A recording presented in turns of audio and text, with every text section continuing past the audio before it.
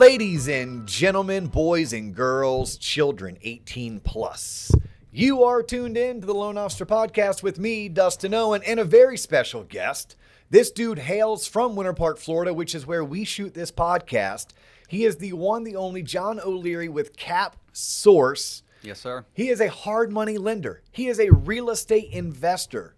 John and I have been fielding these requests for months. Hey, D.O., you talk a lot about residential lending. Can we talk about hard money? Can we talk about private money? And I thought I can, but I don't know if I'm the best person to do so. So I reached out to my man, John. I said, John, would you mind swinging by the office? By the way, his office to my office may be less than a mile. Yeah, we could throw a rock. We could throw a rock. He's like, hey, I'd be more than happy to do so, but I only have a half an hour because I have a really fancy event down in Hollywood, Florida I have to get to. So, John, thank you very much for taking the time to come hang out with Coleman and I at the Loan Officer Podcast and letting me pick your brain as it pertains to hard money, private money, and real estate investing in general. Thank you. Let's start with this. What is Capsource? And what is your role with Capsource? Sure. So I am the CEO of Capsource. I own that 50% with my business partner, Mark. He's our CFO, super smart guy, so shout out to Mark. And the way I like to explain it is we're like a concierge for real estate investors. Our primary focus is financing, non-owner occupied investment property, and typically, our bread and butter is single family to multifamily 2 to 4. Okay. But we'll do some commercial, we'll do some storage facilities that we talked about, we'll do some larger multi-unit stuff, but that is our bread and butter. So these are loans that are not being originated and funded in the person's personal name. Correct. These are loans being funded in an LLC or some kind of a business name, correct? Right. Business purpose loans, so either an LLC or corporation. In some instances, we'll do a trust, but a lot more red tape with like a land trust. Okay, and how did you get started in this industry? Sure. I kind of backed my way into it. So I'll go back to 2008. I was at UCF. Go Knights. Go Knights. And I had just started a job selling timeshare, so unconventional real estate. And Which, by the way, for anyone trying to break into any sales, I don't care if it's software sales, go sell timeshare for 2 years. 100%. It will make you a good salesperson. Or it'll teach you don't want to do sales. One or the other. Right. Well, I mean, it definitely sharpens the tools. I felt it was a little high-pressured. It's a lot high pressure. Grimy, for lack of a better Yes. term. I had nobody buying a timeshare calling me a month later saying, John, this is the best thing ever. But I knew I wanted to be in real estate. Okay. So I got a nice, fat commission check, dropped out of school. Mom and dad were not happy with that, especially grandma with our ties to UCF. My grandfather started their athletic program. Yeah, O'Leary. George O'Leary? Jack. Jack O'Leary. Yeah, not related to George. Okay. Yeah, we don't fudge our resumes, but first head football coach. So they really wanted me to kind of go and finish out, and I had other ideas. So I started doing some research, figuring out, okay, do I want to be a real estate agent? Do I want to just invest? I had some money saved, and I saw an ad for a local private money lender, and they were looking for somebody that had no experience, but specifically timeshare background. Right. So I was like, perfect. Yeah, this is me. Let me reach out. And I spoke to their owner, had an interview, called me back, had 2 or 3 more interviews, landed the job, and he really became my mentor rather than my boss. So as we were talking about before the podcast, I was in every meeting. Even if it didn't involve me, I wanted to be the fly on the wall.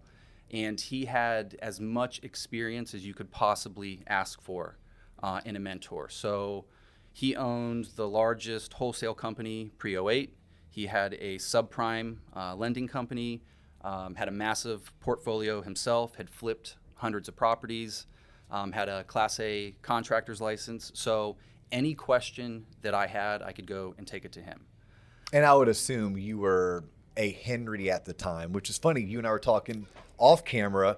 Are different definitions of a Henry. I call Henrys high energy, not rich yet, which was you when you started with this guy in 08. Right. You call a Henry, though, high earners, not rich yet. So we're going to come back to your Henry later in this episode. But at the time you were at Henry and you went to work for someone who was willing to invest in you, probably saw your excitement, saw your passion, and invited you into those meetings, even if it meant, hey, John, just shut up and listen. Right. And you got to learn from one of the best. Right. You mentioned the word wholesale. I just want to pause for a second. For those that don't know what that means, my definition of wholesaling, it's when a real estate professional goes out and finds a property and they find it for the sole purpose of flipping it to another investor. Right. Sometimes they actually close on it and then they sell it for maybe a $10,000, $20,000, $50,000 profit. Right. Or sometimes they'll find it, they'll get it locked up, meaning they get it under contract, never close on it, but maybe they assign the contract to another investor. Right. So it's kind of a way to be the bird dog, go out and find the property, because that's, to me, the hardest part of most industries.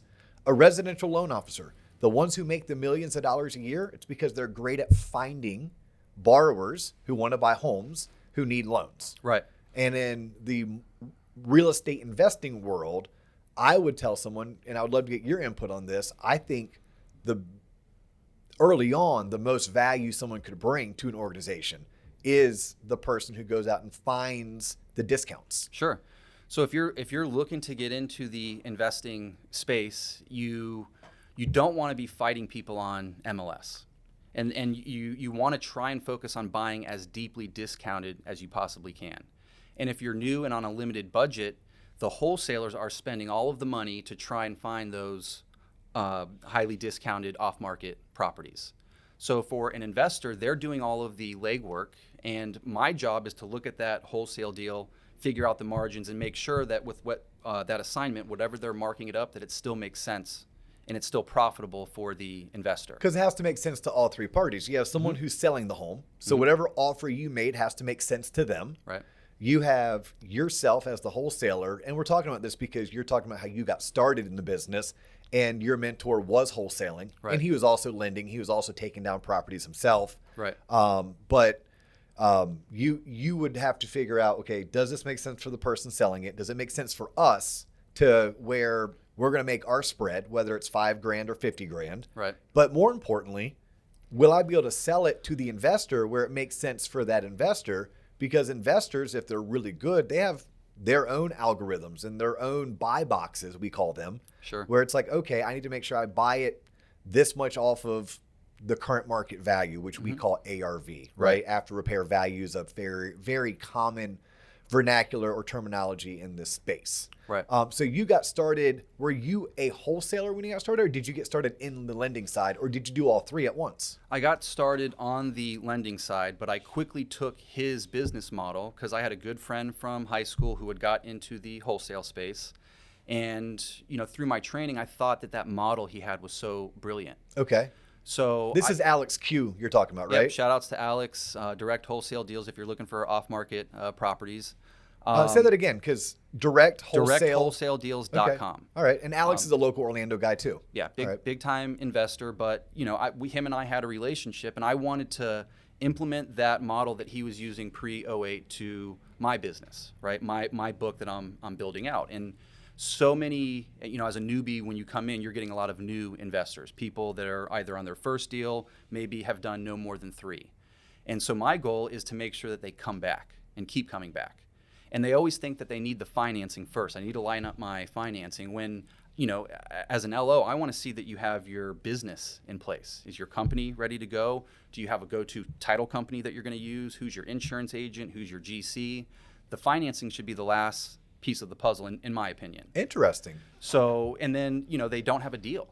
So I could go through a 30-minute pitch on the phone, sound unbelievable, and if that investor doesn't pick up a deal, I never hear from them again. So what I would do is figure out, okay, how much money do they have? Where are you looking to buy? What type of asset class do you want to be in? And then I'll go out to the local wholesalers that I've developed relationships with, the Alex Q's, and say, okay, this guy's got 15 deals in Orlando. I know I could finance these 4, no problem. These 2 have slim margins. So I'll take these 4 and call up my investors and say, I have 4 deals. Here are the margins. They work great. Do you want to pick it up?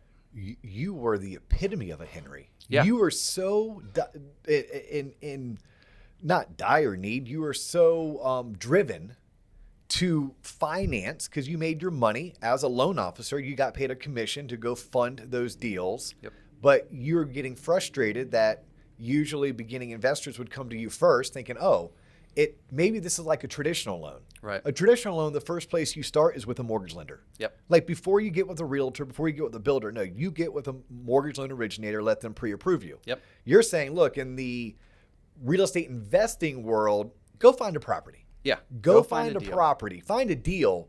Then I can sit down and I can talk to you about how financing would work, because it's going to work different than when you bought your primary home that you live in. Right. Everything from how you're underwritten is probably going to be way different, as well as the terms.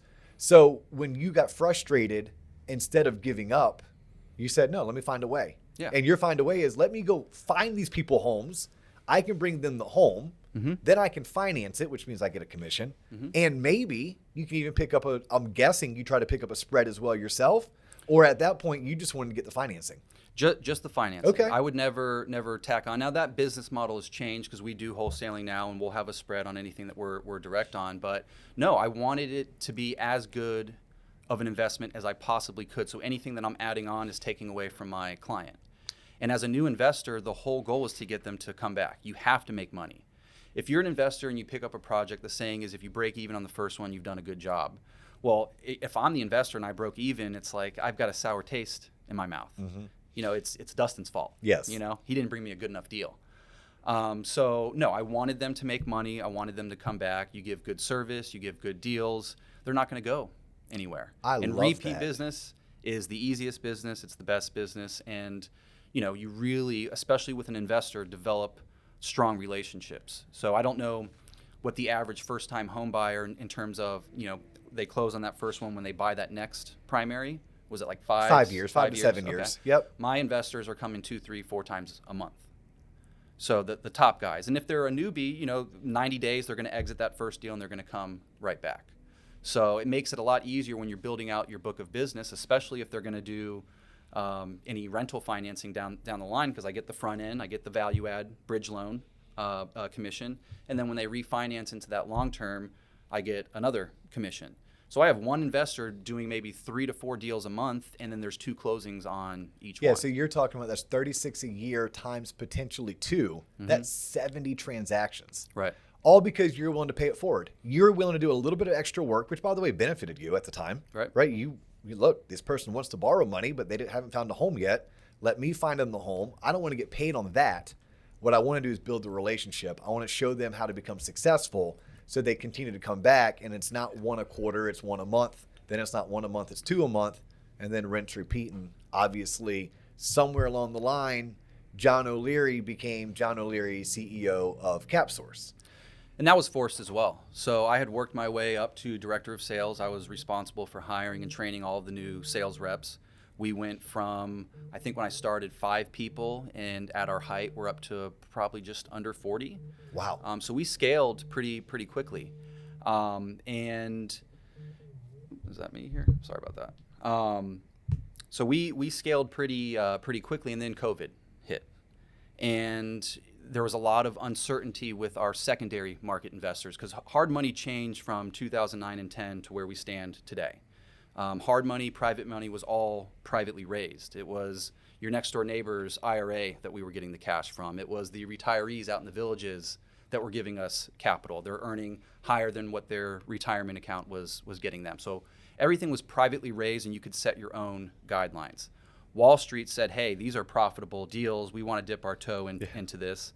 And now there's a little bit tighter guidelines to deal with. Yeah, it became more institutionalized. Right. Unless, like, that word private really meant something. It was like, no, that's private. Right. Yep. So what happened is when COVID hit, they paused. We don't know what's going on. We need to feel this out. And we didn't know when they would flip the switch back on. So we unfortunately had to lay off a good chunk of the staff. And then those lights didn't come back on as quick as we thought. And we went from 40 people down to a couple, which is super unfortunate for a small business. And I made the extremely tough decision to, rather than rebuild it for, at the time, my mentor, Yep. Who was super close to me, I branched off on my own. Yep. And in less than 3 years, we went from an idea on a piece of paper to operating a 7-figure business. That's fantastic. Congratulations. It's a true story of like when one door closes, another one opens. Right. Right. That opportunity was afforded through an unfortunate event called COVID and massive layoffs. But look what you made out of it. Look where you are now. You mentioned some terms and some terminology, bridge loan and what do you call it, long-term financing. Can we talk for like 5 minutes? Like, let's talk. What does it mean to be a loan officer in the world of private money or hard money? I tend to use the word hard money. Don't even know where that comes from, but hard money, private money, not Fannie, Freddie, FHA, VA, not something you're doing for an individual, something you're doing for a company. And then what are the terms? What are the terminologies? How's a loan originator compensated in your world? Like in my world, loan officers, like if you work for a bank, you're probably making 50 basis points, 0.5%, maybe up to 70 basis points, 0.7%.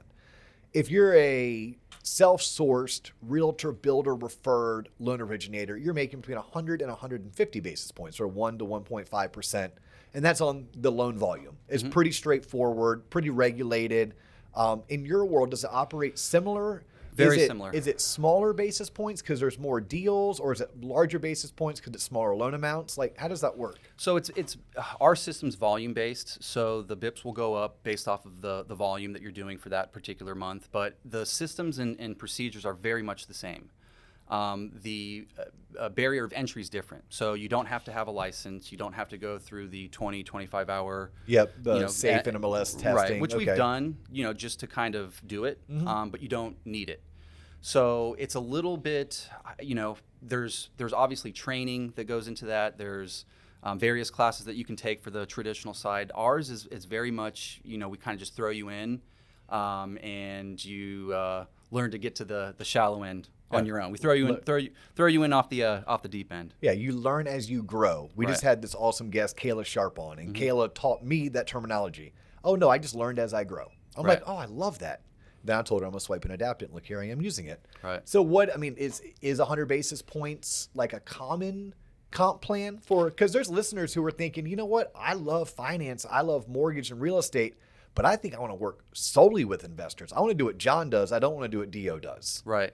So I would say for most people starting off, it's right around the 50 to 75. Okay. Yeah, and so you can scale your way up, again, based off of performance and doing more volume. But most people coming in with other, established, longer tenured lenders, it's probably around 50 bips. Okay. Yeah, and that's just good for me to know. Like, I literally didn't know that. And then do you require your loan officers to self-source? Or are you saying, look, my partner and I have done a fantastic job of creating this following. These number of people are calling me. I just don't have enough resources or bandwidth to process all of these loan applications for all of these properties. What does that typically look like? And I mean, I guess you can speak for how it works at Capsource, but then even if you could speak on the industry as a whole. So the industry is very much self-sourcing. And I mean, that's why a lot of people get into this, right? So you may not own Waterstone, but you operate a business within it. Yes. And that's the beautiful thing about our industry is you, the LO, are operating a business within a business. So yeah, we do SEO, we have leads that come in, but I encourage every LO, whether you're on the conventional side or the hard money side, to build your book out through networking. So you talked about the event that I'm going to down in South Florida. It's to eventually join a mastermind, which I have no intentions of doing, but I know that there's going to be thousands of investors in there.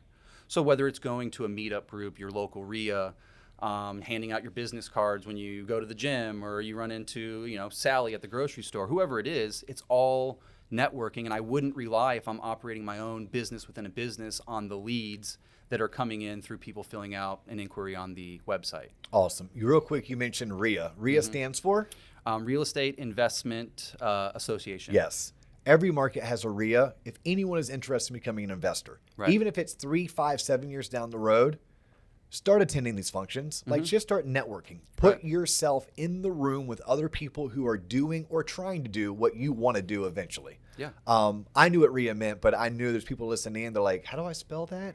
Yeah. Real Estate Investment Association. Investors Association, I think. Yeah. Knowledge is power and partnerships equal rocket ships. So the beautiful thing with a RIA is there's a wealth of knowledge in there, and there's plenty of people that you can connect with. So we had talked about my friend Alex. When Alex set up his business, if he's doing short-term rentals, he has a specific partner he uses for those. When he jumps into self-storage, he has a specific partner he uses for those. And that's all done through networking. And eventually, once you have your book of business, you've closed enough deals, then referrals come into play. If you're doing a good job, hey, I know somebody who's doing the exact same thing. I want to put them in contact. So partnerships equal rocket ships. So anything that you can do to educate yourself, and people spend, hundreds of thousands of dollars on education. So if you can, join something for $100 a month and meet somebody that gets you a couple of deals out of it, or teaches you something you didn't know before, you couldn't ask for more. So networking is key. Yeah, and for those that are tuned in because you want to be an investor at some point in your time, you've been sold on passive income. Like passive income is great. Probably not as easy as you think it is, and the actual income isn't as high as you think it is. Right. But it is something that you can achieve, whether it's through house hacking or whether it's by becoming a client of Capsource, whether it's through their coaching program or just lending money. But what I've learned in the whole partnerships as rocket ships is you go to these RIA events, there's people who have a ton of money. They don't have a ton of time. Right. So if I'm someone who doesn't have a ton of money but I have a ton of time, could I go and bird dog potential opportunities? At which point I could bring someone with money, an opportunity to buy a home. We could partner together.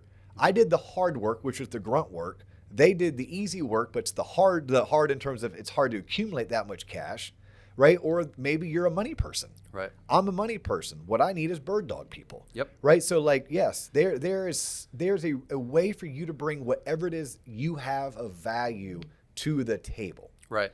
Something I've learned, at least over the past 3 years, being a partial owner in a real estate investment company. Let's talk about, I'm a client. I come to you for a loan. What type of loans are you giving me under what type of terms? So I want to buy a house because it's a distressed sale and I want to fix it up and I want to flip it and I want to make a profit. What type of conversation are you and I having? Well, even before we get to that, it's what are your goals? So what's your business plan, right? You're setting up a company to run a business. So Yes. obviously you have a plan, right? And if not, let's talk about what you want to do, where you want to get, and what's the easiest way to get there. So if you're starting, with a fix and flip, for example, and that's a great way to start and build your portfolio to collect that passive income. It's okay. Typically a 1-year loan. It's interest only. The interest rates can range anywhere for experienced borrowers or people with good credit, as low as 6%, as high as 12%. Okay. We charge anywhere between 1 to 2 points. Okay. And points will be a percentage of the loan amount. Correct. Okay. And on a lot of those loans, we lend 100% of your rehab budget. So if you want to buy and sell, let's say you're picking up a house for $100,000 and you want to put 50 into it, I'll lend you anywhere between 85 to 90% of that purchase price, and then I'll escrow all of the rehab money. Okay, so I do need money though. So I Yes. need money for a down payment. I need money for closing costs. Correct. Down payment's going to be anywhere between 15 to 10% on a fix and flip, and then a minimum of 20% on a buy and hold. Okay, so that's good to know because there's, obviously loan officers want to know this in case they ever want to, do what you do for a living. Investors need to know it that, hey, look, I know that you're young, hungry, and aggressive, and you're currently in college getting your finance degree, and you're sold on passive income, and how real estate's the number one way to become a millionaire for most millionaires. But you need some starting capital. You need starting capital, and it's not just your down payment and your closing cost, it's your carrying cost. How are you making your monthly payments? Are you still able to pay the bills at home? And our rehab process is based off of reimbursing you. So you need to have some cash to start the rehab. So if your roof is $10,000, you need to have $10,000 to replace the roof, and then I'll immediately reimburse you for it. Okay, so builders call that float. Do y'all call that float? No. Okay, No. so if I talk to a home builder who's a client of ours, like we talk about their float income. Basically, I need something to float me until I'm able to get reimbursed by the lender. So it's good to know, right? People who are out there using hard money or private money in order to purchase real estate for the sole purpose of fixing it up and flipping it for a profit. Right. Best case, you're going to get a 6% interest rate. More than likely, you're not. It's going to be 10%. Right. More than likely, you're going to pay somewhere between 1 to 2 points. Mm-hmm. The lender is going to require you to put 10 to 15% down on the purchase price, but they will fund your cost of rehab. So if it's a $50,000 rehab, but they don't just give you the money and let it be willy-nilly. They say, no, we're going to give you draws. Right. Go out and replace all the floors. Mm-hmm. Submit your invoice, we'll reimburse you. Go ahead and spend $13,000 on a new roof or $8,000 on a new AC. So if I'm trying to get into that space as a consumer, I need to have starting capital for the down payment, for the closing cost, and I need something to float me from when I pay the roofer to when John O'Connor actually reimburses me. Right. And that's why having your team in place is so important. So when you're setting up your business, you have a full team of people. You have your finance partner, you have your title company that you're going to work with, your insurance agent, and most importantly is your contractor. So before you start shopping for the deal, who are you going to hire once you've closed on it to do the work? And if you didn't have that contractor in place prior to starting, the rehab as a newbie that you estimated at 30 grand ends up being 60 grand. That's a perfect scenario for a possible REO or a default where I'm having to take that property back, which I don't want, because then I can't do loans number 2, 3, 4. How often does that happen? With us, not very often, because we make them have those pieces in place prior to. Okay. So if somebody's coming to me, John, I've got a deal, I've walked through it, the rehab's 30 grand, great, where's your contractor's quote? I want to see it. I want to see that they're licensed. Now, if you've done 10, 15 of these, okay, there's a proof of concept. I understand that you know what you're doing. I may not require it. But success in the beginning is so important that if you haven't flipped probably 5 properties in a 36-month period, I'm going to make you use a contractor. Other lenders might not. They might be fine with a handyman. But our clients perform so well because we make sure that they do it the correct way from the get-go. And as you stated earlier in the episode, you're trying to create repeat clients. Yeah. You want to see your clients go from doing 3 a year to 3 a month. Right. You can only do that if you look out for their success. And it takes time, right? You're not going to watch the Loan Officer podcast today with me on it and build a portfolio of X millions of dollars by next month. It takes years to do that. And I've had people come to me on their very first deal. They followed the assembly line perfect. So maybe they had every intention of buying a rental property to start with. And I look at the amount of capital that they have to use and say, well, this isn't going to get you very far. So let's build our assembly line where we can keep doing this, rinsing and repeating without burring, which you and I were talking about prior to, and set you up for real success so that you do come back. And I've had people, over the course of, 10 plus years where they came to me on their first deal, didn't know anything about real estate, and now own and operate millions of dollars worth of real estate. I have a specific client who opened his own brokerage, got into new construction, has a net worth through the roof, and 10 years ago didn't even know, could barely spell house. Yeah. But what's interesting, you said 10 years ago, it reminds me of a story, and JC's flashing the 5 minutes for us, so we have somewhere around 5 minutes left in this episode. But met this awesome young professional, and she is a Henry, and she is full of gusto. She's like, I have a goal to be a multimillionaire by 25. Mm-hmm. And I'm guessing she's probably 21 or 22 now. And I'm thinking, okay, well, multi means 2 million, and I'm assuming you want to do this via real estate. And we didn't have enough time to talk, but I wanted to say to her, I hope you're starting with a lot of money. Right. Like, I hope you're starting with a lot of capital, because it takes money to make money, or it takes time. Exactly. Like, your client got there, but he got there in 10 years. Mm-hmm. So if I'm 21 and I'm trying to have a net worth of over $2 million by 25, and I'm not coming up with some intellectual property that I'm going to sell or some software that I'm going to develop to sell, and you're doing it solely in real estate, based on my experiences, and it sounds like yours, you either need to start with a ton of operating capital so that you can go out and purchase enough properties so that you can get there, or you maybe have to re-evaluate your goal and say, I'm going to become a multimillionaire through real estate. Don't necessarily put a timestamp on it, but start putting activities in place. I'm going to do my first fix and flip, and I'm going to take that money and roll it into my next fix and flip, at which point I may roll into my first buy and hold. Right. And if I do that enough over the next 3, 5, 7, 10 years, I'll turn around and say, holy cow, I have brought in this much revenue through fix and flipping. I've reinvested some of my profits into the down payments required for a buy and hold. My buy and holds have gone up in value, plus I've paid down my loans. Right. And I'm getting a little bit of cash flow. It may only be 50, 100, 200 bucks a door, but if I have 10 doors, I have at least, there's your passive income. It may only be $2,000 a month, but you got it. Right. And I think that's what the younger generation, I love their excitement to want to get into what you do for a living, what I'm trying to do for a living.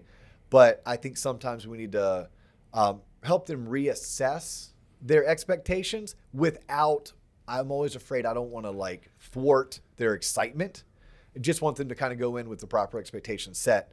Well, don't change the goal, right? The goal should remain the same. You should have that plastered on your whiteboard, taped to your desk. The goal should remain the same. You just have to reevaluate the business plan. So if you have a business plan. Exactly. And to your point. And if not, that's the first thing, that first conversation, we won't even talk rates. We won't talk points. We won't talk leverage. We're going to talk business plan. So, and we have a CRM that we use, and I note everything in there that they're telling me. I want to have, this portfolio by this date, or I want to have this net worth by this date. Okay, well, let's lay out the steps to get there. What's your CRM? We use Zoho. Okay. Yeah. We're a big Jungo people here on the residential mortgage side. So Yeah. shout out to my friends at Jungo. They're going to be with us in Vegas. John and I are going to JC and I. You're John. He's John. JC and I are going out to Vegas in a couple weeks to be a part of this Mortgage Mastermind event. And I was able to reach out to my CRM people who we love. And I'm like, hey, I need a sponsor, and they stepped up to the plate. So, any CRM, a pad of paper, whatever it is, but notes. Track you have notes, right? Yeah. Whether it's the LO, the investor, everybody's got to track it. Write your goals down. Keep a track of it. We'll lay out the business plan, and we'll help you get there, and it will take some time. But we're invested. I want you to come back. I want you to succeed. And if they're open-minded and they're willing to be your version of a Henry, then they're gonna succeed. Ultimately, they'll become my version of a Henry, and then they can really expand. And that's when you can kind of jump into different asset classes and really leverage what you're doing. But whether you have all of the capital or all of the cash, you still want to leverage it. I have $100,000. I can go and buy an $80,000 house right now, put $20,000 into it, keep 100% of the profit, and that's a great day's work. But if I can find, whether it's a Dustin or a John, and say, okay, I'm going to be willing to take 80% of the profit because I'm using financing, so 20% went out the window, but I can now leverage amongst 4 deals, I'm making a 320% return rather than that 100% return with the exact same amount of money. So how do you do that as a first-time investor? Maybe we set up with a buy, sell, buy, sell, buy, hold assembly line. So we have the proceeds from those first 2 flips where that perfect rental pops up. We're going to cherry pick the one that we want. We won't have to burr it. So at the time of finishing the rehab and then refinancing it into that long-term debt, that 30-year loan, you don't have to pull the money back out. Therefore, you're getting the best interest rate, and you're making your money work to its highest potential. So they don't think 3 or 4 steps ahead. They know what they want to do. They just need a vehicle to get there. And that's where a company like yours really steps up to the plate, because you offer coaching, mentorship on top of, hey, I can help you find deals. I can also finance the deals for you. BRRRR, for anyone who's new to this, it stands for buy, rehab, rent, refinance, repeat. Correct. And BRRRR is a phenomenal strategy, but like many things in life, sometimes it sounds easier than it is. Or once you get into the details, you realize the data isn't on my side. And then it slides me into finishing up on your definition of a Henry. High earner, not rich yet. Those are people who make enough money that they have the capital. Maybe they already have their 6 months reserves and they don't have credit card debt. They're putting money into a 401k. Their company's matching, and they're like, but I still have money left over at the end of every month. That's when you step up and say, let me teach you how to become wealthy through real estate. Right. So the last thing we didn't cover was, let's say I am a Henry and I'm not into fixing and flipping. I want to buy and hold. What does that look like? What does that underwrite? Are these Dscr loans you're doing? Correct. Or are you pulling my personal credit, the way that the lender over at Waterstone or Guild or FBC Mortgage is doing and looking at my tax returns and my pay stubs and my bank statements. Like, what are you doing for me as an investor when all I want to do is own 10 short-term rentals in Daytona Beach, which, by the way, I, Dustin Owen, I'm putting it out there, John Coleman, I want to own 10 VRBOs, short-term rentals in Daytona Beach. Sure. So first off, DSCR stands for Debt Service Coverage Ratio, which is your total payment, your principal, interest, taxes, and insurance divided by the income on the property. And what we want to see when we're qualifying it is that at bare minimum, there's a 1 ratio, preferably 1-to-1. So we want to make sure that you're either breaking even or making money on it. As to the qualifying question, we do pull credit. So going back to the fact that I'm not lending you money out of my bank account for 30 years. So I'm going to take that note and sell it to Wall Street. So there are some qualifying criteria, but it's not like the traditional side. So I will pull credit, and it's going to help dictate where the rate is going to be. If the loan is hitting that 1-to-1 debt service ratio, we're going to be fine, but I'm not collecting tax returns. I'm not looking at debt to income. I don't need 12 months of bank statements.